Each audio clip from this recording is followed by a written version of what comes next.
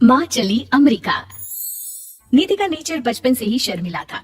वो ना ज्यादा लोगों से बात करना पसंद करती और ना ही ज्यादा मिलना जुलना। निधि, ये पैसे ले जरा और बाजार से चीनी तो ले आ। नहीं माँ, मैं नहीं जाऊंगी, मुझे शर्म आती है, आप ही चले जाओ ना। अरे पता नहीं क्या करेगी ये लड़की। जीवन में कभी कुछ किया ही नहीं सिवाय पढ़ाई और घर के कामों के। इसकी शादी भी आसपास ही कहीं करवा दो, दूर जाकर इसका गुजारा कैसे होगा। निधि सुनती सबकी, समझती भी, लेकिन चुप करके रह जाती। एक दिन पिता के दोस्त अपने परिवार के साथ निधि के घर खाने पर आते हैं। उनकी बेटी बहुत ही स्मार्ट होती है। निधि बेटा, वीणा के साथ बात करो। देखो, अंकल की बेटी भी आई है उनके साथ। निधि वीणा के साथ वहीं बैठ जाती है। चलो ना अंदर चलते हैं, यहाँ कहाँ बड़े लोगों के बीच बैठे। निधि माँ की तरफ देखती है और अंदर चली जाती है। वैसे मैंने ना अपना चैनल खोला है, तुम सब्सक्राइब करना उसमें। मैं ना ब्यूटी और फैशन की बात करती हूँ। ये देखो। ओह, इतने सारे लोगों के सामने तुम कैसे इतना बोल लेती हो?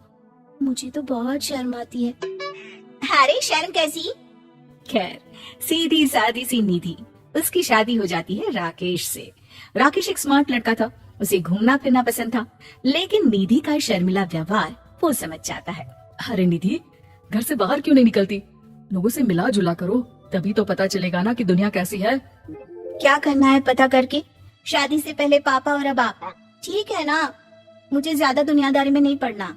निधि की जिंदगी ठीक ठाक चल रही थी। उसके 2 लड़के होते हैं, दोनों को वो पढ़ाती लिखाती, उनका ख्याल रखती।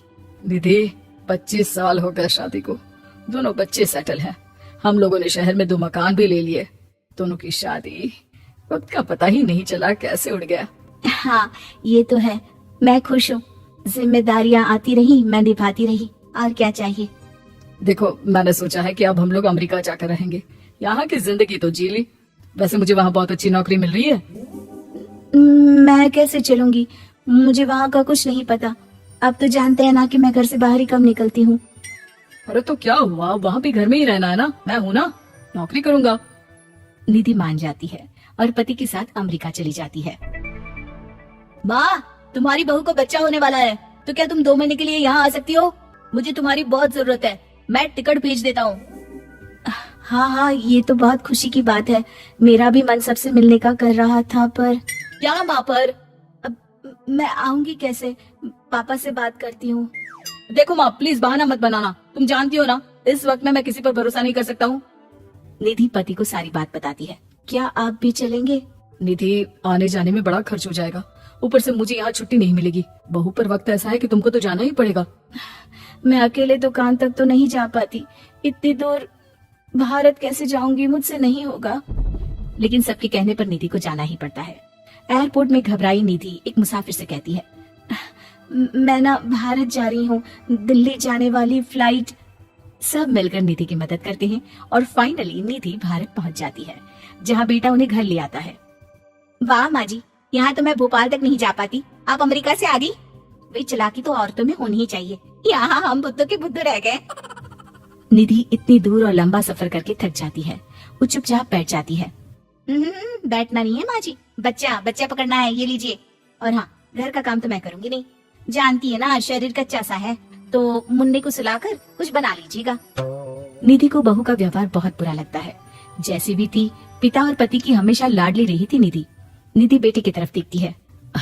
माँ, वो काम वाली कोई मिल नहीं रही है ना, मैं देखने की कोशिश तो कर रहा हूँ। जैसे ही मिल जाएगी वो संभालेगी सारा काम। अरे कैसी बात कर रहे हो? जब पहले मैंने कहा था कि अमेरिका से इनके टिकट में जो पैसा खर्च कर रहे हो उतने में नौकरानी रख लो, तो नहीं, मेरी बात पर विश्वास नहीं था कि ना कोई मेरे बच्चे को अच्छे से नहीं संभालेगा। अब इनका भी खर्चा और नौकरानी का भी खर्चा। अरे ना जी ना, मैं नहीं संभाल सकती। निधि जैसे तैसे 2 महीने रहकर वापस अमेरिका चली जाती है, लेकिन वहां जाते ही जैसे राकेश उसे देखता है, उसके गले लग जाता है। ये क्या हालत बना रखी है निधि, कैसी लग रही हो? खाना नहीं खाती थी क्या? क्या हो गया? निधि पति से कुछ नहीं कहती, बस रोती ही चली जाती है। मैं नहीं चाहूंगी कभी भी भारत, आप मुझे हमेशा यहीं रखना अपने पास। राकेश बेटे को फोन करता है। तुम्हारी माँ की जो दुर्दशा करके तुमने भेजा है ना, मुझे पता होता तो मैं अपनी बीवी को कभी तुम्हारे पास नहीं भेजता। पापा, आप तो रीना का नेचर जानते हैं ना, वो माँ पर हावी रहती थी। अब मैं तो ऑफिस चला जाता था, वो माँ पर जुल्म करती है और माँ भी इतनी सीधी है कि चुपचाप सहती रही। मुझे माफ कर दीजिए पिताजी। खैर, राकेश कहता भी क्या, प्यार दुलार के साथ अपनी निधि को संभालने में लग जाता है। लेकिन कहते ना, वक्त हमेशा एक सा नहीं रहता। अमेरिका में ही राकेश की मृत्यु हो जाती है और निधि अकेली रह जाती है। बड़ा बेटा कहता है, माँ भारत चलो ना, हम लोग साथ रहेंगे। निधि को जैसे ही वो सब सीन्स याद आते हैं वो परेशान हो जाती है। समझ में नहीं आता कि पति के बिना अब जीवन कैसे चलाएगी। मैंने सारा जीवन घर का काम किया, घर देखा और जिंदगी चलाई, लेकिन जिस घर में रही सबने प्यार दिया, मैं वहां नहीं जाना चाहती। तभी राकेश जिस कंपनी में काम करता था उसका मालिक निधि के घर आता है। वो भी भारतीय ही होता है। दीदी, राकेश ने आपके बारे में बताया था। जब से आप भारत से लौटी थी उसे आपकी बहुत चिंता रहती थी, इसलिए उसने मुझसे कहा था कि कभी अगर वो ना रहे तो मैं आपको ये पैसे दे दूं। और हाँ, हम लोगों की कंपनी में आपके लिए नौकरी भी है।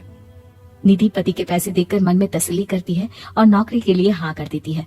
अरे पागल है क्या माँ, कैसे नौकरी करोगी? ये अमेरिका है, दिल्ली नहीं। वहाँ तो तुम घर से निकल भी नहीं पाती थी, यहाँ कैसे? मेरे पति, मेरे पिता मुझे खुश देखना चाहते थे। वो लोग जब तक थे मुझे किसी चीज के लिए ना फोर्स किया, ना कभी कमी होने दी। पर अब मुझे जीवन जीने के लिए घर से निकलना ही होगा। बेटा, तुम तो अगली फ्लाइट से भारत लौट जाओ, मैं यहीं खुश हूँ।